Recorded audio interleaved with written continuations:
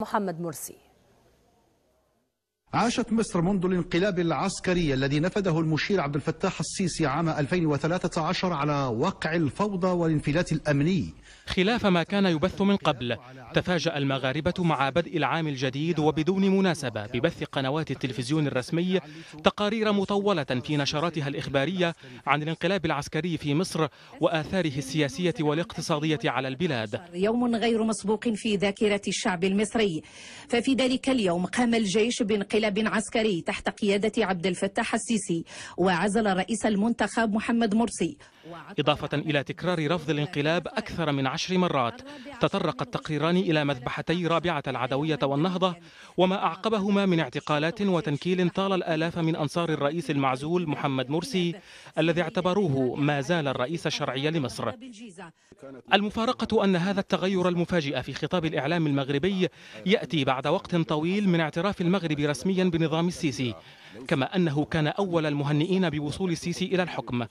بل وتشكلت في هذا السياق لجنة عليا مشتركة بين الرباط والقاهرة لبحث تطوير العلاقات الثنائية بين البلدين. ذهب البعض في تفسير ذلك إلى أمرين: أما الأول قد يكون ردا إعلاميا لردع الإعلام المصري الذي تورط أكثر من مرة في الإساءة للمغاربة ومهاجمة بعض السياسات الملكية.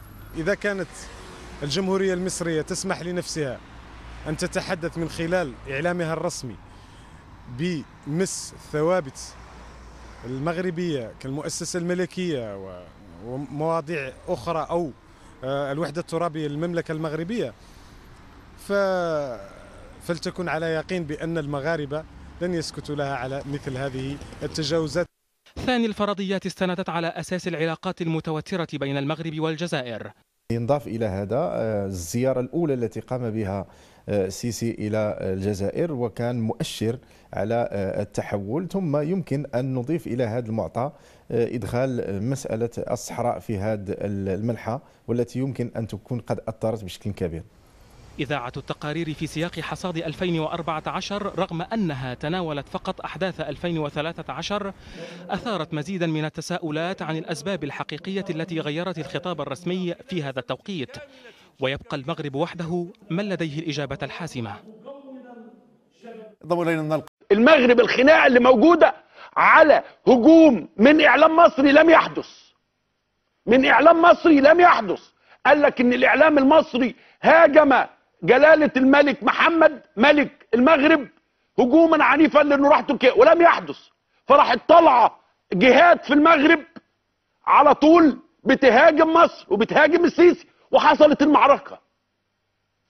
اللي عمل الكلام ده الإخوان، محطة إخوانية راحت مطلعة الخبر إنه المصريين قالوا، فابتدوا المغاربة يردوا، فالمصريين دلوقتي والمغاربة واقعين في بعض لخبر مش موجود. الموضوع بتاع المغرب مولع مولع، واحنا علاقتنا بالمغرب ما فيهاش اي مشاكل، بنحب الناس وعلاقتنا بيهم زي الفل.